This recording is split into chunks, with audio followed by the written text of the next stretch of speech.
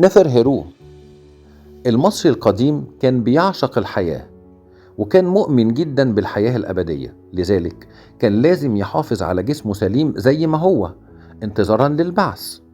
وده كان الهدف الحقيقي من التحنيط. لما البع اللي هي الروح بتنفصل عن الغد اللي هو الجسد، بيتم نقل جثمان الشخص إلى مكان التحنيط. فين هو مكان التحنيط ده؟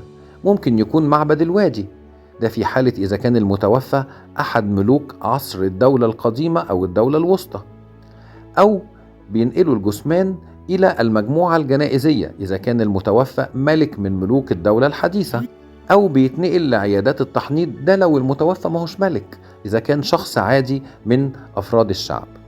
خطوات التحنيط كانت كتيرة. بنبدأ بوضع الجثمان على طاولة التحنيط اللي غالبا بتكون من الحجر. في مجموعة من الممرضات بيدلكوا الجسم بالكريمات وبالزيوت بصفة مستمرة طول مراحل التحنيط لمنع الجسم من التيبس والحفاظ عليه أثناء عملية تحنيطه. الأطباء كانوا بيعملوا فتحة خلف الرأس عشان يسحبوا منها المخ. لما اتطورت عملية التحنيط بقوا بيسحبوا المخ من خلال الأنف بعد ما يكسروا عظمة الأنف. كذلك كانوا بيعملوا فتحة في الجانب الأيسر من البطن عشان يخرجوا منها الأحشاء. برضو لما اتطورت عملية التحنيط بقوا يخرجوا الأحشاء عن طريق الشرج. طب ليه بنخرج الأحشاء؟ لأن هذه الأحشاء مكونة من أنسجة قابلة للتعفن. بنحط الأحشاء دي في 4 أواني اسمها الأواني الكانوبية. بيحمي الأواني الكانوبية أبناء حورس ال4. الإله حابي وهو على شكل قرد يمثل الإلهة نفتيس يحمي الرئتين. الإله أمستي وهو على شكل إنسان يمثل الإلهة إيزيس، ده بيحمي الكبد. الإله قبح سنو أف له شكل الصقر ويمثل الإلهة سيركت بيحمي الأمعاء.